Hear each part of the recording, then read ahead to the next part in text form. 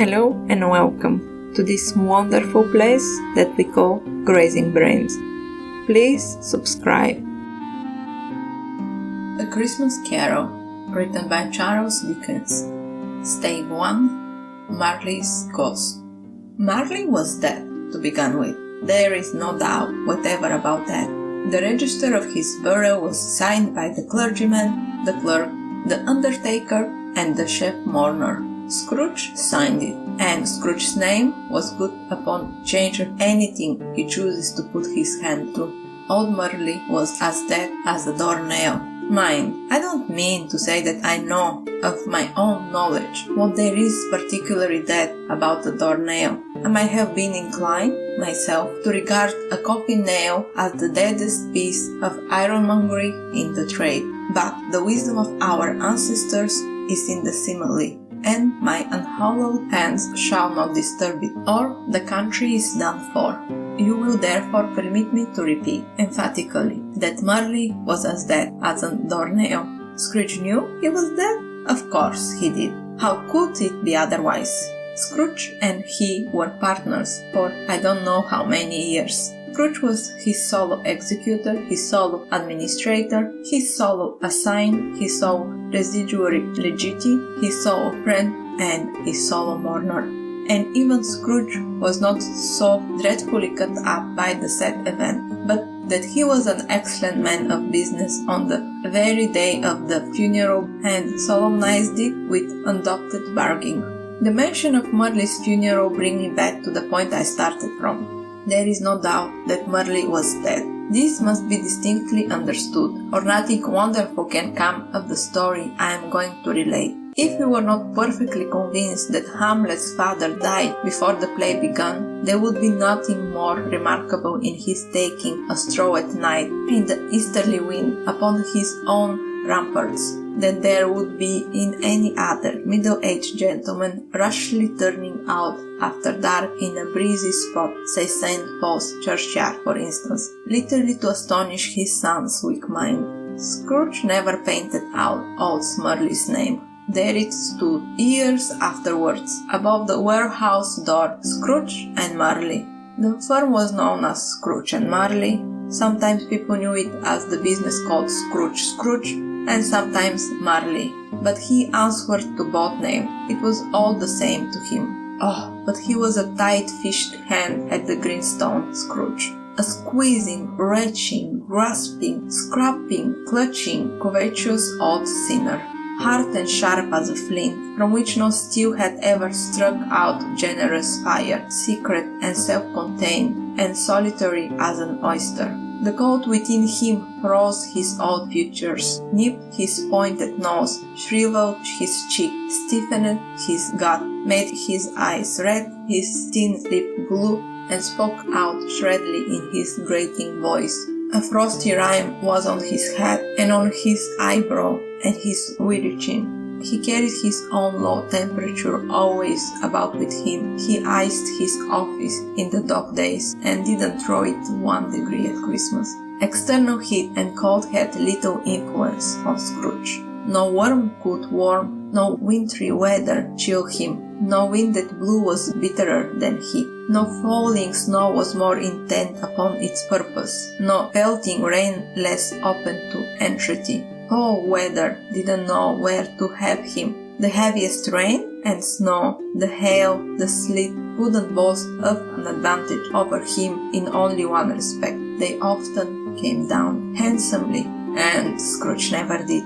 Nobody ever stopped him in the street to say with gladsome looks, "My dear Scrooge, how are you? When will you come to see me?" No beggars implored him to bestow a trifle. No children asked him what it was o'clock. No man or woman ever once in all his life inquired the way to such and such place of Scrooge. Even the blindsman's dog appeared to know him, and when they saw him coming on, would tug their owners into doorways and up courts, and then wag their tails as though they said, "No eyes at all is better than an evil eye, dark master." But what did Scrooge care? It was the very thing he liked, to edge his way along the crowded paths of life, warning how humans' sympathy to keep its distance was what the knowing ones call nuts to Scrooge. One upon a time, of all the good days in the year, on Christmas Eve, old Scrooge sat busy on his counting house. It was cold, bleak, beating weather, foggy withal, and he could hear the people in the court outside up and down, go whizzing up and down, beating their hands upon their breasts and stamping their feet upon the pavement stone to warm them. The city clocks had only just gone 3, but it was quite dark already. It had not been light all day. The candles were flaring in the windows of the neighboring offices like ruddy smears upon the palpable brown air. The fog came pouring in very chin and keyhole, and it was so dense without that although the court was of the narrowest, the houses opposite were mere phantoms. To see the dingy cloud coming dropping down, obscuring everything, one might have thought that nature lived hard by and was growing on a large scale.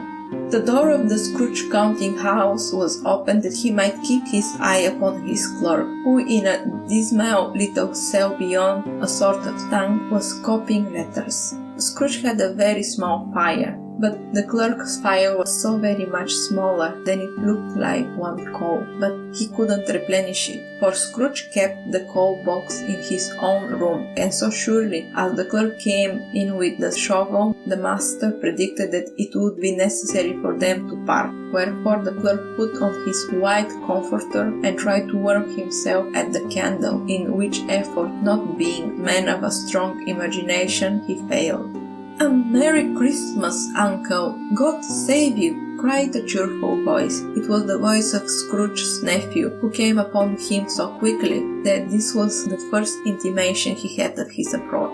"Bah!" said Scrooge. "Humbug!" He had so heated himself with rapid walking in the fog and frost, this nephew of Scrooge, that he was all in a glow. His face was ruddy and handsome, his eyes sparkled, and his breath smoked again. "Christmas a hum, Uncle," said Scrooge's nephew. "You don't mean that, I'm sure." "I do," said Scrooge. "Merry Christmas. What right have you to be merry? What reason have you to be merry? You are poor enough."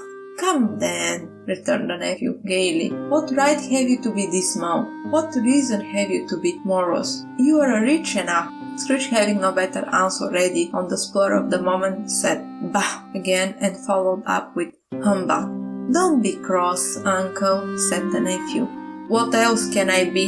returned the uncle, "when I live in such a world of fools as this? Merry Christmas!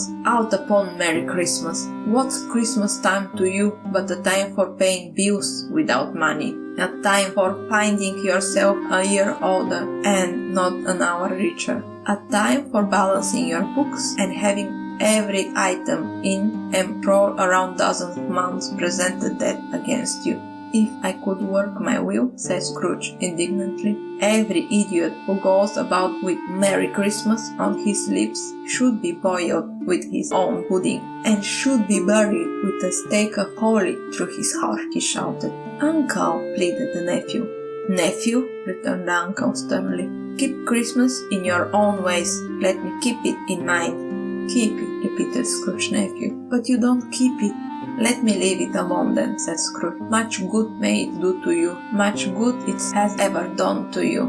"There are so many things from which I might have derived good by which I have not profited, I dare say," returned the nephew. "Christmas all among the rest, but I'm sure I have always thought of Christmas time when it come around, apart from the veneration due to its sacred name and origin, if anything belonging it can be apart from that, as a good time, a kind, forgiving, charitable, pleasant time.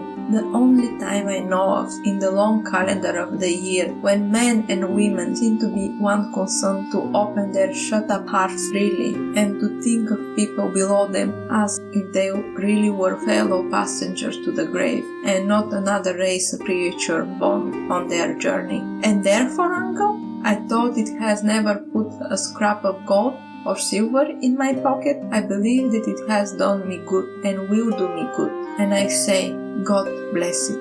The clerk in the tank involuntarily applauded. Becoming immediately sensible of the impropriety, he poked the fire and extinguished the last ray of spark forever. "Let me hear another sound from you," said Scrooge, "and you will keep your Christmas by losing your situation. You are quite powerful speaker, sir," he added, turning to his nephew. "I wonder you don't go into Parliament." "Don't be angry, uncle. Come, dine with us tomorrow." Scrooge said that he would see him. Yes, indeed he did. He went to the whole length of expressions and said that he would see him in the extremely first. "But why?" cried Scrooge's nephew. "Why? Why did you get married?" said Scrooge. "Because I fell in love?" "Because you fell in love," groaned Scrooge, as if that were the only one thing in the world more ridiculous than Merry Christmas. "Good afternoon." "Nay, uncle, but you never come to see me before that happened. Why give it as a reason for not coming now?" "Good afternoon," said Scrooge. "I want nothing from you. I ask nothing from you. Why couldn't be friends?" "Good afternoon," said Scrooge. "I'm so sorry with my own heart to find you so resolute. We have never had a quarrel to which I have been a part, but I have made the trial in homage of Christmas, and I will keep my Christmas humor. So, a Merry Christmas, uncle." "Good afternoon," said Scrooge. "And a Happy New Year." "Good afternoon," said Scrooge. His nephew left the room without an angry word, notwithstanding. He stopped at the outer door to bestow the greetings of the season to the clerk, who, cold as he was warmer than Scrooge, for he returned them cordially. "There is another fellow," muttered Scrooge, who overheard him. "My clerk with 15 shillings a week and a wife and family talking about a Merry Christmas. I will retire to Bedlam." This lunatic, in letting Scrooge's nephew out, had let 2 other people in. They were portly gentlemen, pleasant to behold, and now stood with their hats off in Scrooge's office. They had books and papers in their hands and bowed to him. "Scrooge and Marley, I believe," said one of the gentlemen, referring to his list. "Have I pleasure to addressing Mr. Scrooge or Mr. Marley?" "Mr. Marley has been dead these 7 years," Scrooge replied. "He died 7 years ago, this very night. We have no doubt his liberty is well represented by his surviving partner," said the gentleman, presenting his credentials. It certainly was, for they had been 2 kindred spirits. At the ominous word liberty, Scrooge frowned and shook his head and handed the credentials back. "At this festive season of the year, Mr. Scrooge," said the gentleman, taking up a pen, "it is more than usually desirable that we should make some slight provisions for the poor and destitute who suffer greatly at the present time. Many thousands are in want of common necessaries. Hundreds of thousands are in want of common comfort, sir." "Are there no prisons?" asked Scrooge. "Plenty of prisons," said the gentleman, laying down the pen again. "And the union workers?" demanded Scrooge. "Are they still on operation?" "They are, still," returned the gentleman. "I wish I could say they were not." "The treadmill and the poor law are in full vigor then?" said Scrooge. "Both very busy, sir." "Oh, I was afraid, from what you said at first, that something had occurred to stop them in their useful course," said Scrooge. "I'm very glad to hear it." "Under the impression that they are scarcely furnished Christians, cheer of mind or body to the multitude," returned the gentleman, "a few of us are endeavoring to raise a fund to buy the poor some meat and drink, and means of warmth. We choose this time because it is time of all others when want is keenly felt and abundance is rejoiced. What should I put you down for?" "Nothing," Scrooge replied. "You wish to be anonymous?" "I wish to be left alone," said Scrooge. "Since you ask me what I wish, gentlemen, that is my answer. I don't make merry myself at Christmas, and I can't afford to make idle people merry. I help to support the establishments I have mentioned. They cost enough, and those who are badly off must go there." "Many can go there, and many would rather die." "If they would rather die," said Scrooge, "they had better to do and decrease the surplus population. Besides, excuse me, I don't know that." "But you might know it," observed the gentleman. "It is not my business," Scrooge returned. "It is enough for man to understand his own business, and not to interfere with others' people. Mine occupies me constantly. Good afternoon, gentlemen." Seeing clearly that it would be useless to pursue their point, the gentleman withdrew. Scrooge resumes his labor with an improved opinion of himself, and in more judicious temper than was usual with him. Meanwhile, the fog and the darkness thickened so that people ran about with flaring links, preferring their servers to go before horses in carriages and conducting themselves on their way. The ancient tower of a church, whose gruff old bell was always peeping down at Scrooge's Gothic window in the wall, became invisible and struck the hours and quarters in the clouds with tremulous vibrations afterwards, as if its teeth were chattering in its frozen head up there. The cold became intense. In the main street, at the corner of the court, some laborers were repairing the gas pipes and had lighted a great fire in the brazier. Around, the party of rigged men and boys were gathered, warming their heads and winking their eyes before the blaze in rapture. The water plug behind left in solitude, its overflowing silently congelated and turned to misanthropic eyes. The brightness of the shops where holly sprigged and berries crackled in the lamp heat of the windows made pale faces ruddy as they passed. Point floorers and grocers' trade became a splendid joke, a glorious pigeon, with which it was next to impossible to believe that such dull principles as bargains and sales had anything to do. The Lord Mayor, in the stronghold of the mighty mansion house, gave orders to his 50 cooks and butlers to keep Christmas as a Lord Mayor's household should, and even the little tailor, whom he had fined 5 shillings on the previous Monday for being drunk and bloody thirst in the streets, stirred up tomorrow's pudding in his garnet while his lean wife and the baby sailed out to buy the beef. Foggier yet and colder, piercing, searching, biting cold. If the good Saint Dunstan had nipped the evil spirit's nose with a touch of such weather as that, instead of using his familiar weapons, then indeed he would have roared to lusty purpose. The owner of one scanty young nose, nude and mumbled by the hungry cold as bones are ground by dogs, stopped down at Scrooge's keyhole to regale him with Christmas carol. But at the first sound of "God bless you, merry gentlemen, may nothing you dismay," Scrooge seized the roer with such energy of action that the singer led in terror, leaving the keyhole to the fog and even more congenial frost. At length, the hour of shutting up the counting-house arrived. With an ill will, Scrooge dismounted from his stool and tacitly admitted the fact to the expected clerk in the town, who instantly sniffed his candle out and put on his hat. "You will want all day tomorrow, I suppose," said Scrooge. "If convenient, sir."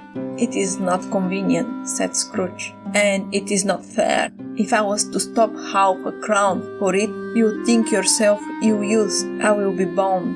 The clerk smiled faintly. "And yet," said Scrooge, "you don't think me ill-used when I pay a day's wage for no work." The clerk observed that it was only once a year. "A poor excuse for picking a man's pocket every 25th of December," said Scrooge, buttoning his greatcoat to the chin. "But I suppose you must have the whole day. Be here all the earlier next morning." The clerk promised that he would, and Scrooge walked down with a groan. The office was closed in the twinkling, and the clerk, with the long ends of his white comforter dangling below his waist, for he boasted no great coat, went down a slide of Cornhill at the end of a line of boys 20 times in honor of its being Christmas Eve, and then ran home to Camden Town, hard as he could pelt, to play at Blindsman's Buff. Scrooge took his melancholy dinner in his usual melancholy tavern, and having read all the newspapers and beguiled the rest of the evening with his banker's book, went home to bed. He lived in chambers which had once belonged to his deceased partner. They were a gloomy suite of rooms, in a lowering pile of building up a yard where it had so little business to be, that one could scarcely help fancying it must have run there when it was a young house, playing at hide-and-seek with other houses, and had forgotten the way out again. It was old enough now, and dreary enough, for nobody lived in it but Scrooge. The others' room being all let out as offices. The yard was so dark that even Scrooge, who knew its very stone, was fain to grope with his hands. The fog and frost so hung about the black old gateway of the house that it seemed as if the genies of the weather had sat in mournful meditation at the threshold. Now it is in fact that there was nothing at all particular about the knocker on the door, except that it was very large. It is also a fact that Scrooge had seen it night and morning during his whole residence in that place. Also, that Scrooge had as little of what is called fancy about him as any man in the city of London, even including, which is a bold word, the corporation, aldermen and livery. Let it is also be borne in mind that Scrooge had not bestowed one thought of Marley since his last mention of his 7 years dead partner that afternoon. And then, let any man explain to me, if he can, how it happened that Scrooge, having his key in the lock of the door, saw in the knocker, without its undergoing any intermediate process of change, not a knocker, but Marley's face. It was not impenetrable shadow as the other objects in the yard were, but had a dismal light about it, like a bad lobster in a dark cellar.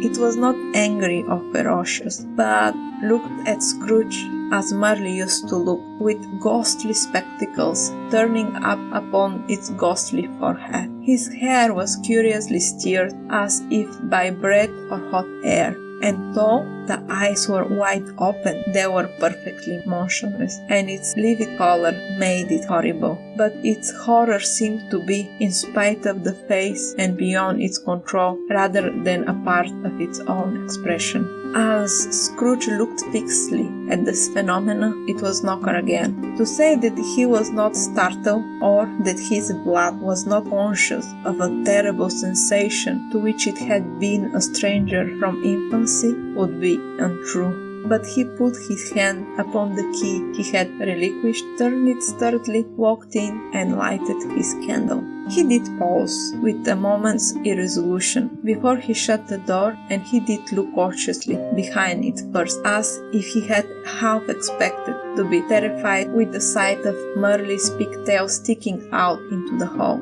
But there was nothing on the back of the door except the screws and nuts that hold the knocker on, so he said "Pah!" and closed it with a bang. The sound resounded through the house like a thunder. Every room above and very cask in the wine merchant's cellar below appeared to have a separate peal of echoes its own. Scrooge was not a man to be frightened by echoes. He fastened the door and walked across the hall, up the stairs, slowly too, trimming his candle as he went. You may talk vaguely about driving a coach and six up a good old flight of stairs, or through a bad young Act of Parliament, but I mean to say you might have got a horsey up the staircase and taken it broadwise with a splinter bar towards the wall, and the door towards the balustrades, and down is easy. There was plenty of wood for that, and room to spare, which is perhaps the reason why Scrooge thought he saw a locomotive horse going on before him in the gloom. Half a dozen gas lamps out of the street wouldn't have lighted the entry too well, so you may suppose that it was pretty dark with the Scrooge's dip.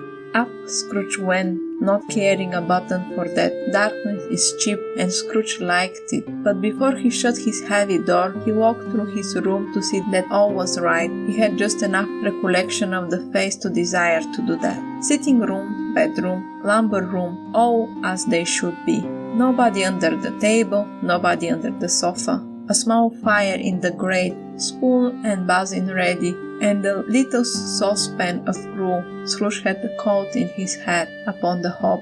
Nobody under the bed, Nobody in the closet, nobody in his dressing gown, which was hanging up in a suspicious attitude against the wall. Lumber room as usual. Old fire guard, old shoes, 2 flash, 2 basket, washing stand on 3 legs, and a poker. Quite satisfied, he closed his door and double-locked himself in, which was not his custom. Thus, secured against surprise, he took off his cravat, put on his dressing gown and slippers, his nightcap, and sat down before the fire to take his gruel.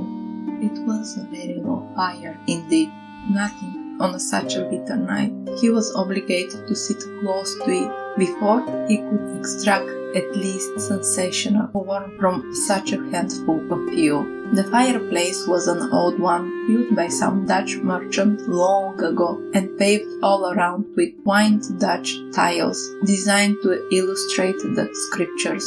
There were Cain and Abel's, Pharaoh's daughters, queens of Saba, angelic messengers descending through the air on clouds like feathers' beds, Abraham, Belshazzar's apostles putting off to sea in butter boats, hundreds of figures to attract his thoughts. And yet that face of Marley, 7 years dead, came like the ancient prophet's rod and swallowed up the whole. If each smooth tile had been a blank at first, with power to shape some pictures on its surface, from which the disjointed fragments of his thoughts, there would have been a copy of old Marley's head on everyone. "Humbug," said Scrooge, and walked across the room. After several turns, he sat down again. He threw his head back on the chair. His glance happened to rest upon a bell, a disused bell that hung in the room and communicated for some purpose,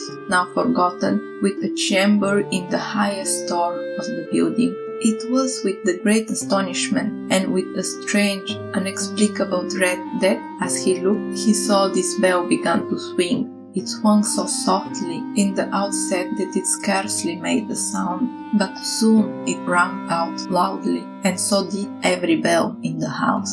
This must have lasted half a minute, or a minute, but it seemed an hour. The bells ceased as they had begun together. They were succeeded by a clanking noise deep down below, as if some person were dragging a heavy chain over the cask in the wine merchant's cell. Scrooge then remembered to have heard the ghosts in the haunted house were described as dragging chains. The cellar door flew open with a booming sound, and then he heard the noise much louder on the floors below, and then coming up the stairs, then coming straight towards his door. "It is a humbug still," said Scrooge. "I won't believe it." His color changed though, when without a pause it came through the heavy door and paused into the room before his eyes. Upon its coming, the dying flame lit up, as though it cried, "I know him, Murrow's ghost," and fell again. The same face, the very same Marley's, in his pigtail, usual waistcoat, ties, and boots, the tassels of the latter bristling like his pigtail and his coat skirt, and the hair upon his neck. The chain he drew was clasped about his middle. It was long and wound about him like a tail. It was made, for Scrooge observed it closely, of cash boxes, keys, padlocks, ledgers, deeds, and heavy purses wrought in steel. His body was transparent, so that Scrooge observed him, and looking through his waistcoat could see the 2 buttons on his coat behind. Scrooge had often heard it said that Marley had no bowels, but he had never believed until now. No, nor did he believe it even now, though he looked the phantom through and through, and standing before him, though he felt the chilling influence of his dead's cold eyes, and marked the very texture of the folded kerchief bound about its head and chin, which wrap he had not observed before. He was still incredulous, and fought against his senses. "How now?" said Scrooge, caustic and cold as ever. "What do you want with me?" "Much?" Marley's voice, no doubt about. "Who are you?" "Ask me who I was." "Who are you then?" said Scrooge, raising his voice. "You are particular of a shade?" He was going to say to shade, but subdivided this as it more appropriate. In life, I was your partner, Jacob Marley. Can you sit down? Asked Scrooge, looking doubtful at him. I can. Do it then. Scrooge asked the question because he didn't know whether a ghost so transparent might find himself in a condition to take a chair, and felt that in the event of its being impossible, it might involve the necessity of embarrassing explanation. But the ghost sat down on the opposite side of the fireplace as if he was quite used to it. You don't believe me, observed the ghost. I don't, said Scrooge. What evidence would you have of my reality beyond that of your senses? I don't know, said Scrooge. Why do you doubt your senses? Because, said Scrooge, a little things affect them. A slight disorder of the stomach make them cheat. You may be undigested bit of beef, a blot of mustard, a crumb of cheese, a fragment of underdone potato. They're more of gravy than of grave about you, whatever you are. Scrooge was not much in the habit of cracking jokes, nor did he feel in his heart by any means he waggished them. The truth is that he tried to be smart as a means of distracting his own attention and keeping down his terror, for the spectre's voice disturbed the very marrow in his bone. Staring at those fixed, glazing eyes in silence for a moment would pay, Scrooge felt, the very dose with him. There was something very awful in the spectre's being provided with an infernal atmosphere of its own. Scrooge could not feel it himself, but this was clearly the case, for though the ghost sat perfectly motionless, its hair, its skirts, its tassels were still agitated as by the hot vapor from an oven. You see this toothpick, said Scrooge, returning quickly to the charge for the reason just assigned, and wished though it were only for a second to divert the vision's stone gaze from himself. I do, replied the ghost. You are not looking at it, said Scrooge. But I see, said the ghost, notwithstanding. Well, returned Scrooge, I have but to swallow this, and be for the rest of my days persecuted by a legion of goblins, all of my own creation. Humbug! I tell you, humbug! At this the spirit raised a frightened cry, and shook its chain with such a dismal and appalling noise that Scrooge held on tight to his chair to save himself from falling in a swoon. But how much greater was his terror when the phantom, taking off the badges around its head as if it were too warm to wear indoors, and lower jaw dropped down upon its breasts. Scrooge fell upon his knee and clasped his hands before his face. Mercy, he said, dreadful apparition, why do you trouble me? Man of the worldly mind, replied the ghost, do you believe in me or not? I do, said Scrooge. I must, but why the spirits walk on earth, and why do they come to me? It is required of every man, the ghost returned, that the spirit within him should walk abroad among his fellow men and travel far and wide, and if that spirit goes not forth in life, it is condemned to do so after that. It is doomed to wander through the world. Oh, woe is me, and witness what it cannot share, but might have shared on earth and turned to happiness. Again the spectre raised a cry, and shook its chain, and wriggled its shadow's hands. You are fettered, said Scrooge, trembling. Tell me why. I wear this chain I forged in life, replied the ghost. I made it link by link, and yard by yard. I girded it, and of my own free will I wore it. Is its pattern strange to you? Scrooge trembled more and more. Or would you know, pursued the ghost, the weight and length of the strong coil you bear yourselves? It was full as heavy and as long as these 7 Christmas Eves ago. You have labored on it since. It is ponderous chain. Scrooge glanced about him on the floor in the expectation of finding himself surrounded by the same 50 or 60 phantoms of iron cables, but he could see nothing. Jacob, he said imploring, old Jacob Marley, tell me more. Speak comfort to me, Jacob. I have none to give, the ghost replied. It comes from other regions, Ebenezer Scrooge, and is conveyed by other ministers to other kinds of men. nor can I tell you. A very little more is all permitted to me. I cannot rest, I cannot stay, I cannot linger anywhere. My spirit never walked beyond our counting house, mark me. In life my spirit never roved beyond the narrow limits of our money-changing hall, and weary journeys lie before me. It was a habit with Scrooge, whenever he became thoughtful, to put his hand on his breeches pockets. Pondering on what the ghost had said, he did so now, but without lifting up his eye or getting off his knees. "You must have been very slow about it, Jacob," Scrooge observed in a businesslike manner, though with humility and deference. "Slow?" the ghost repeated. 7 years dead, and traveling all the time?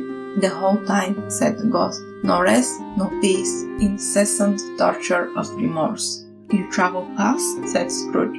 "On the wings of the wind," replied the ghost. "You must have got over a great quantity of ground in 7 years," said Scrooge. The ghost, on hearing this, set up another cry and clung its chain so hideously in the deep silence of the night that the world have been justified in inducting it for nonsense.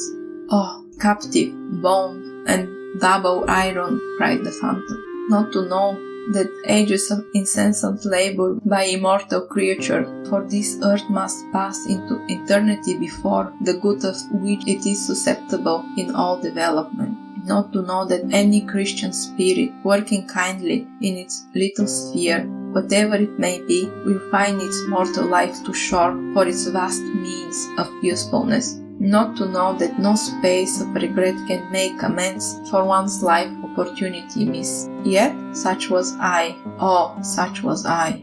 "But you were always a good man of business, Jacob," faltered Scrooge, who now began to apply this to himself. "Business!" cried the ghost, wringing its hands again. "Mankind was my business. The common welfare was my business. Charity, mercy, forbearance, and benevolence were all my business. The dealings of my trade were but a drop of water in the comprehensive ocean of my business." It held up its chain at arm's length as if that were the cause of its unwelling grief, and flung it heavily upon the ground again. "At this time of the rolling year," the spectre said, "I suffer most. Why did I walk through the crowds of fellow beings with my eyes turned down, and never raise them to that blessed star which had led the wise men to a poor abode? Were there no poor homes to which its light would have conducted me?" Scrooge was very much dismayed to hear the spectre going on this raid, and began to quake exceedingly. "Hear me," cried the ghost. "My time is nearly gone." "I will," said Scrooge, "but don't be hard upon me. Don't be flowery, Jacob. Pray. How it is that I appear before you in a shape that you can see, I may not tell. I have sat invisible beside you many and many days." It was not an agreeable idea. Scrooge shivered and wiped the perspiration from his brow. "There is no light part of my penance," pursued the ghost. "I am here tonight to warn you that you have yet a chance and hope of escaping my fate, a chance and hope of my procuring Ebenezer." "You were always a good friend to me," said Scrooge. "You will be hunted," resumed the ghost, "by 3 spirits." Scrooge's countenance fell almost as low as the ghost's had done. "Is that the chance I hope you mentioned?" he demanded in a faltering voice. "It is." I think I rather not," said Scrooge. "Without their visit," said the ghost, "you cannot hope to shun the path I tread. Expect the first tomorrow, when the bell tolls 1. "Couldn't I take them all at once, and have it over, Jacob?" hinted Scrooge.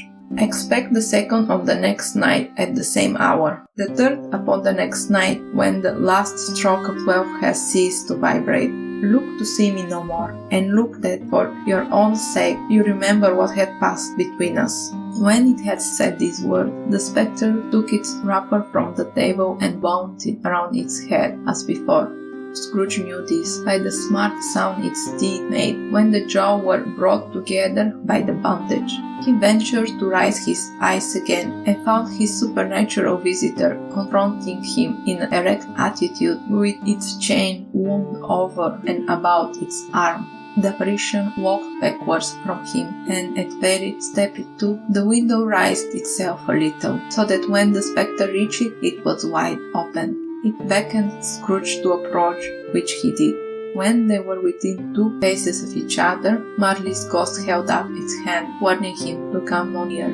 Scrooge stopped, not so much in obedience as in surprise and fear, for on the raising of the hand he became sensible confused noises in the air, incoherent sounds of lamentation and regret, wailing inexpressibly, sorrowful and self-accusatory. The spectre, after listening for a moment, joined in the morning dirge, and floated out upon the bleak dark night. Scrooge followed to the window. Desperate in his curiosity, he looked out.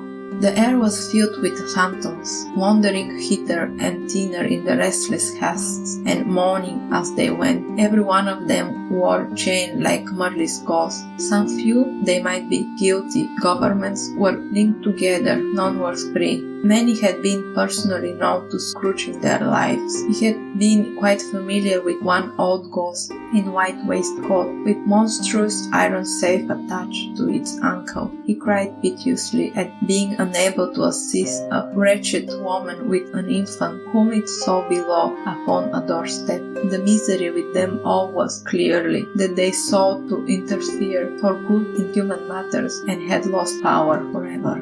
Whether this creature faded into mist or mist enshrouded them, he could not tell, but they and their spirit voices faded together. In end, the night became as it had been when he walked home. Scrooge closed the window and examined the door by which the ghost had entered. It was double locked, as he had locked with his own hands, and the both were undisturbed. He tried to say humbug, but stopped at the first syllable, and being from the emotion he had undergone, or the fatigues of the day, or his glimpse of the invisible world, or the dull conversation of the ghost, or the latest of the hours, much indeed of repose, went straight to bed without undressing, and fell asleep.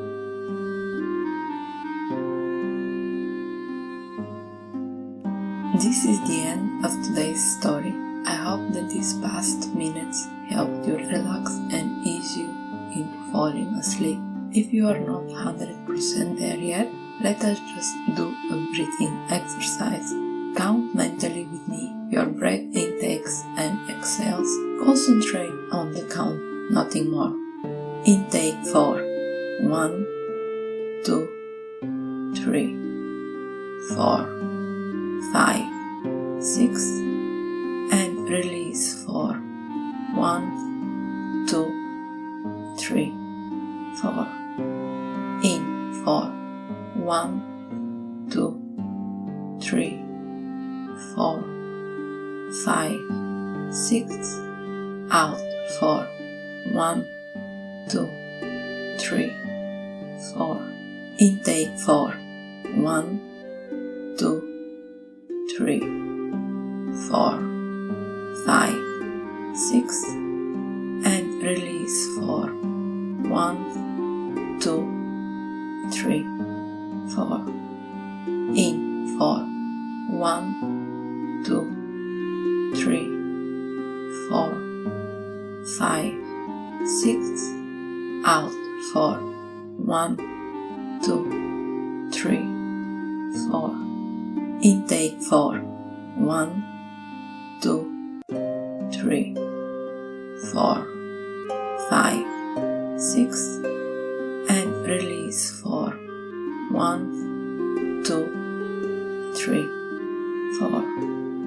In 4. 1, 2, 3, 4, 5, 6. Out 4. 1, 2, 3, 4. Intake 4. 1, 2, 3, 4, 5, 6, and release 4. 1, 2, 3, 4. In 4. 1, 2, 3, 4, 5, 6. Out 4. 1, 2, 3, 4. In 4. 1, 2, 3, 4, 5, 6. Out 4. 1, 2, 3, 4. 1, 2, 3, 4, 5, 6. 1, 2, 3, 4. 1, 2, 3, 4, 5, 6. 1, 2.